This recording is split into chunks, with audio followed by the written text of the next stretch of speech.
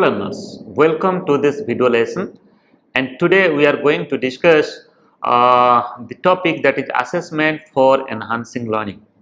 So before starting our discussion, let me to welcome you all. I, Dr. Niradhar, faculty member, School of Education, Indira Gandhi National Open University.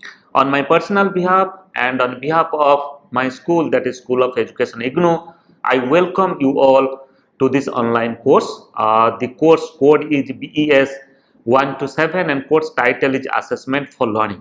And presently we are in the first week of this MOOC, of this massive open online course under Swayam platform, and now we are dealing the module 1. We are just studying the module 1, and the title of module 1, that is concept and purpose of evaluation.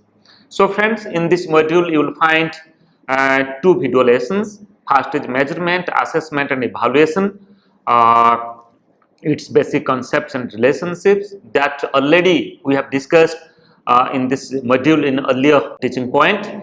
And in this lesson we will discuss about assessment for enhancing learning. That means the concept of assessment already you have studied. Okay, I think you have understood the concept of assessment, and here we will discuss, here we will give more focus upon assessment for enhancing learning, means how assessment helps for enhancing learning. Let us go forward to know about the learning outcomes.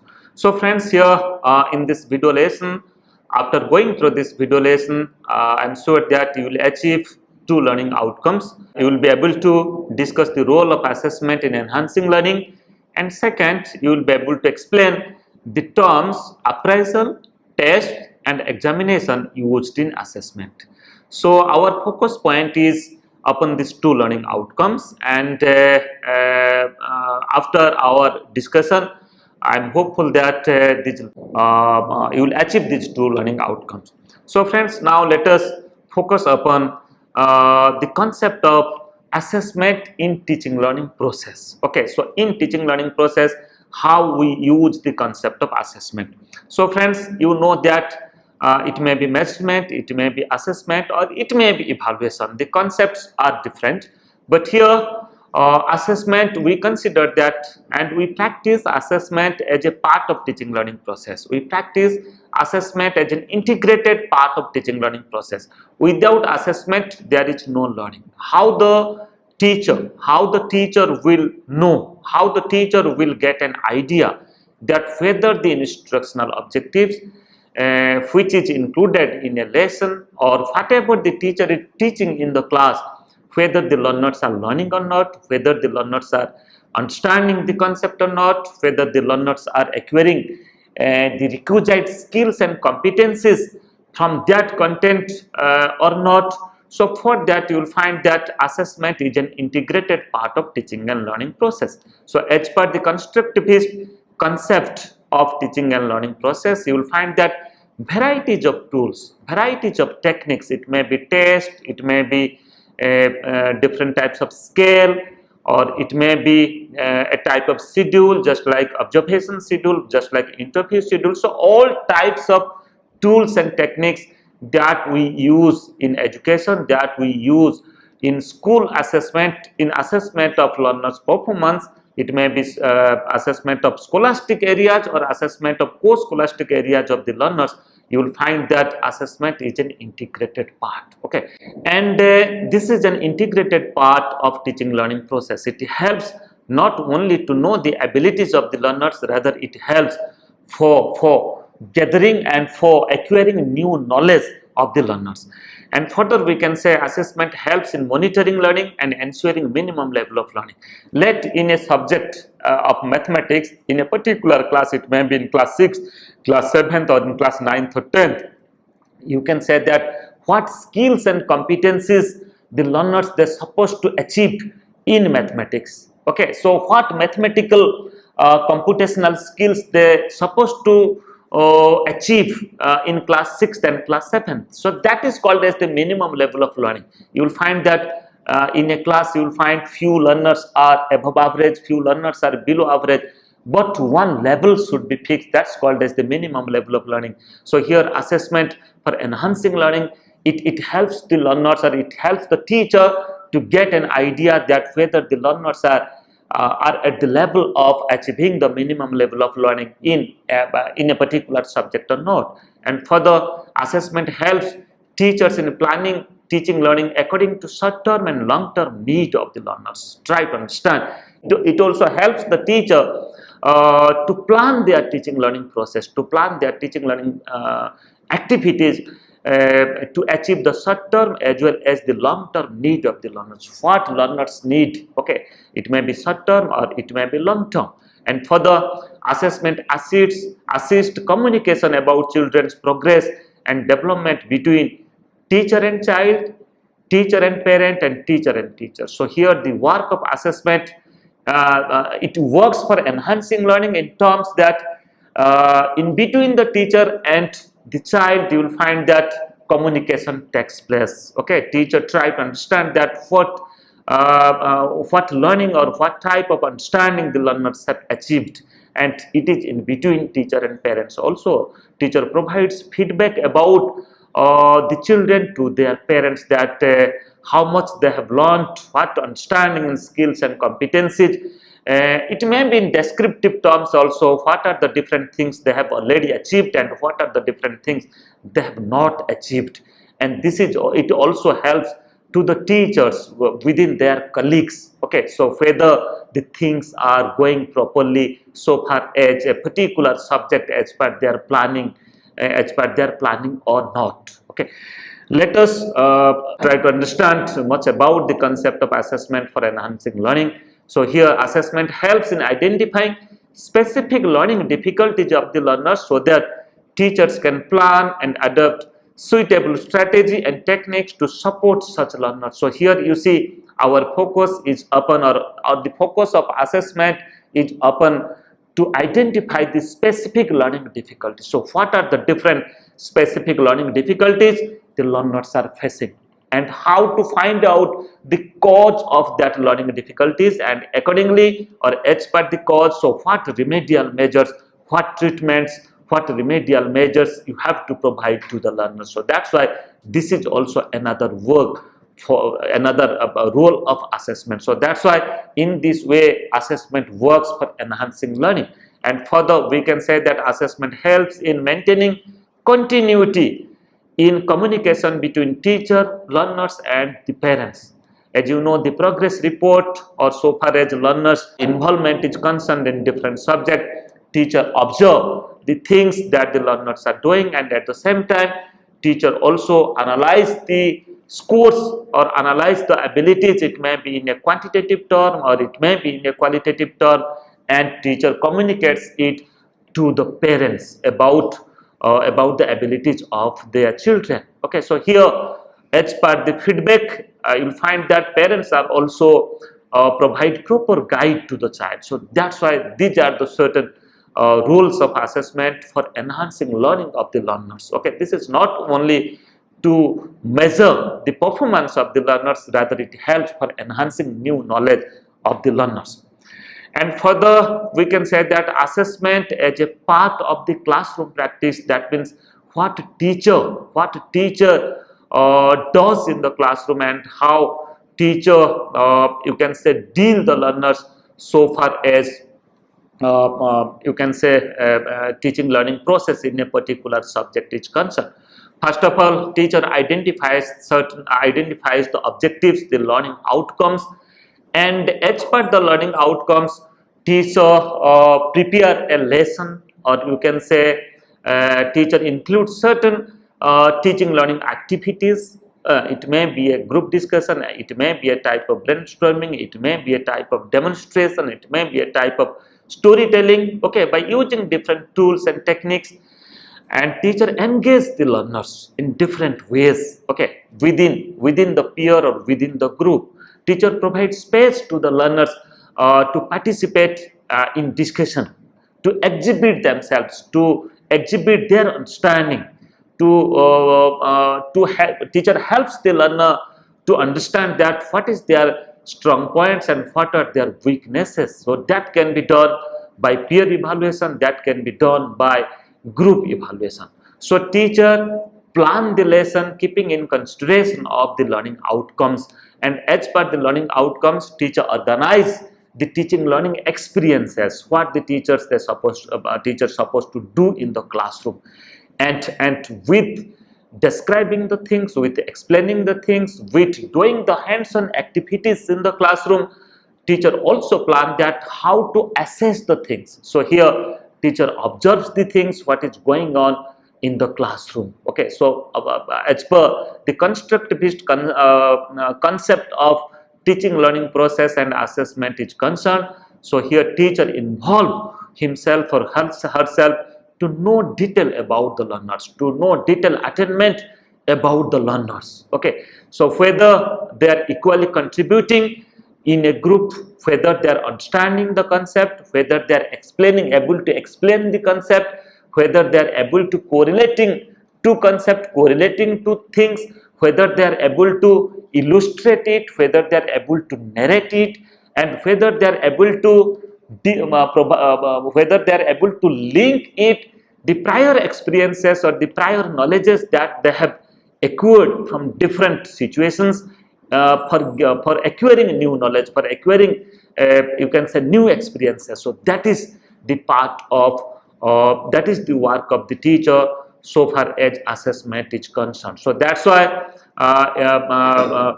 it is considered that assessment is not a terminal process, rather assessment is a continuous process. This is a formative practices. Okay, so it goes with the teaching learning process, it goes with each and every lessons which is going on in the classroom. So friends, now let us go forward to discuss about the terms related to assessment and evaluation. So many a time the terms that we use in assessment and evaluation, just like here you see three terms we use, that is appraisal, test and examination. So try to understand what is an appraisal, what is a test, and what is an examination. So many times interchangeably we use these terms, but it has its own connotation and it has its own meaning and interpretation. So try to understand that what is an appraisal first. You see, appraisal is mostly focused upon the teacher behavior, or that is the teacher appraisal. Students appraisal may be there, but here teacher appraisal means first of all it includes the personal information about the teacher, the subject personal information, it includes the year of experience, the specialized areas of the teacher, the subject the teachers are dealing. Okay, and it also includes teacher specific skills and competencies to deal the students in particular area, in particular aspect of the content. Okay, so that's why personal information is also a part of teacher's appraisal. And further, self-assessment. Self-assessment means this appraisal, the teacher prepares this appraisal, and that appraisal includes detail about the teacher, teacher's engagement in the teaching learning process, teacher's engagement in assessment, that what are the new innovations, what are the new techniques, what are the new methods, what are the new strategies, what are the new innovative strategies teacher has used in his or her classroom to teach the learners, at the same time to assess you can say the performance of the learners. So that is the part of the self-assessment of teacher appraisal. Okay, so teacher will assess himself or herself that what the teacher does in the classroom, what the teacher perform in the classroom, and it also includes you can say the product of the teacher, that means to whom the teacher is teaching, the level of their attainment, the level of their achievement. Okay, whether any significant, any excellent result the teacher has received from the students or not. So that is also a part of teacher's appraisal. And teacher's appraisal further, this is appraised by the reporting authority. So who is the reporting authority? You can say the reporting authority of the teacher, it may be a principal or a head teacher, head of the school. So here head of the school will go through the self-assessment of teacher's appraisal, and the head of the school or the principal will go through each and every aspect of teacher's appraisal and take a decision that whether the things are happening properly or not. It includes the teaching behavior of the teachers, at the same time adopting different assessment practices, how teacher making his or her teaching and assessment innovative and innovative and new, and bringing certain newness in the in teaching, learning and assessment.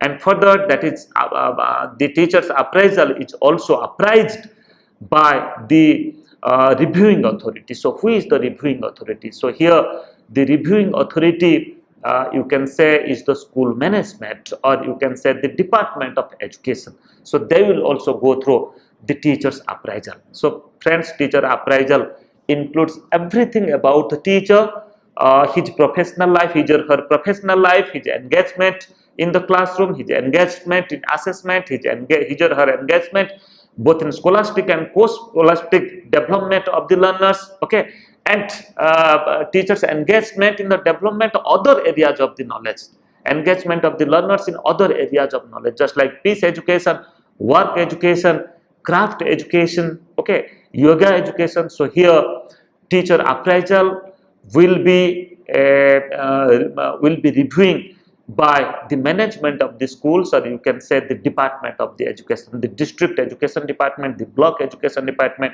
or you can say education department of a state. So many a time when we talk about assessment is for enhancing learning, so here also it includes in teachers appraisal that what assessment practices teacher uses in his or her teaching, in teaching. And for the second terms that we use, that's the test. So try to understand the concept of a test. Test have some organized items in a sequence to test some specific trait or the attribute. So this is, you can say, this is the organization, or this is the selection of certain particular types of questions or particular types of items for measuring or for assessing some specific trait or attribute of the individual or of the students or the learners. It may be achievement, it may be intelligence, it may be other attribute also. And when we talk about achievement, it may be achievement in mathematics, it may be achievement in science, achievement in social science accordingly. So if it is achievement test of mathematics, so you will find that the items or the questions that are organized, that are from the content of, from the concept of mathematics in a particular class, okay. And if it is in a language and literature, you will find that that is also from that content point. So it is, you will find that particular questions are taken for assessing certain trait and attribute in a specific in a sequential order. And second, test can be used as a tool for quantitative as well as qualitative assessment. So friends, we can use the test or other tools also for quantitative assessment, at the same time for qualitative assessment, okay. By using an achievement test, what we can do, we can get certain score, okay, score of a students in a subject, okay. So here it is in terms of a quantity. And for qualitative assessment, we can also use a type of interview, we can also use a type of observation, we can also use a questionnaire, we can also use certain open-ended questions in a questionnaire. So that what we can do, we can find out the quantitative as well as the qualitative values. And further, we can say test is a systematic tool to measure sample behavior. It is a systematic tool because this has been developed as per the learning outcome, as per the purpose, and as per the objective. That means mathematical ability of the learners in class 9th, okay, attainment of science in class 10th, learners attainment or learners achievement in in science in class 10th. So that's why here this is we do a very systematic way that what are the items will be taken, and whether the items are really measuring the same ability of the learners or not. So this is the concept of a test. And further, we can say there are certain common criteria of a test. Keeping in consideration of the criteria of administrative condition, you can say the test is of individual test or a group test. Individual test means at a time As a teacher, you can administer that test upon only one individual or one child or one learner. And group test, that means a test can be used among group of learners together at a time. And further, so far as criteria of a test is concerned, so far as criteria of scoring is concerned, it may be objective scoring or subjective scoring. That means it may be objective test or subjective test. Objective test means it may be a multiple choice types of question, or it may be other types of objective questions. Okay, and in subjective test, it may be a short answer types of question, it may be an essay types of questions, and here scoring pattern of objective and subjective test will be different.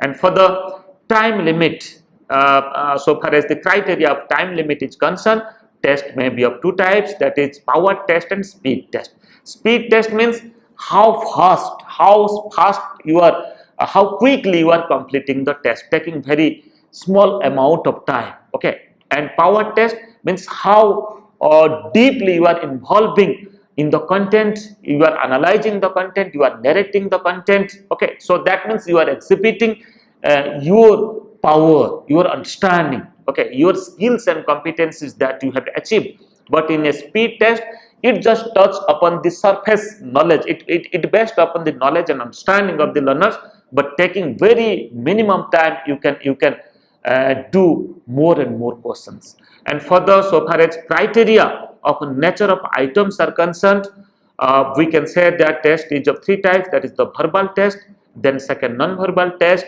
and performance test. Verbal test means that you are getting in written form, in pen and paper, and non-verbal test, it may be interview. Okay, it may be observation. Many a time, by doing the participant observation, you are also doing a type of assessment. Okay, and many a time by interacting with the students, you are also doing the assessment. So this is the non-verbal test. Okay, many a time without writing, by using certain figures, by using certain pictures, you are also doing a type of assessment. And further performance test, that is mostly depends upon you can say the achievement of the learners, and that is specifically related to a subject. It may be mathematics, science, social science, language, or literature. And so far as criteria of standardization is concerned, test is of two types. One is the standardized test and other is the teacher-made test. Teacher-made test means, as a teacher, the test that you are preparing to know the performance of the learners to whom you are dealing. Okay, so that test you are preparing every day in every lessons that you are doing. Okay, you are just taking the unit test, you are taking the quarterly examination, semester-wise examination. So that test you are preparing, and you know the level of the learners, you know the content, and you are preparing a test.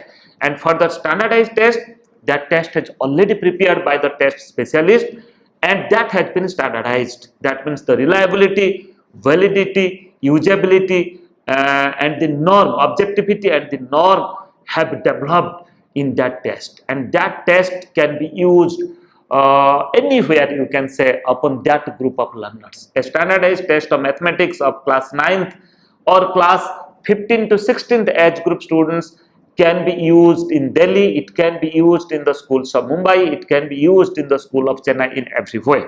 Further, we'll discuss about examination. Okay, after discussing the test, here you see the concept of examination. Examination is considered as a formal system to know how much one has achieved. Okay, so how much of score, how much of percentage of scores that one has achieved, and further it is basically a test to see how good somebody is at something, how good of something. So here you see two things I'm just focusing. One is how much and one is how good. So when I talk about how much, it focuses upon the quantity, and when I talk about the how good, it focuses upon quality. So that's why by conducting an examination, we measure two aspects of the learners, that is the quantitative aspect, at the same time qualitative aspects, and it also provides information about the strengths and shortcomings about through feedback.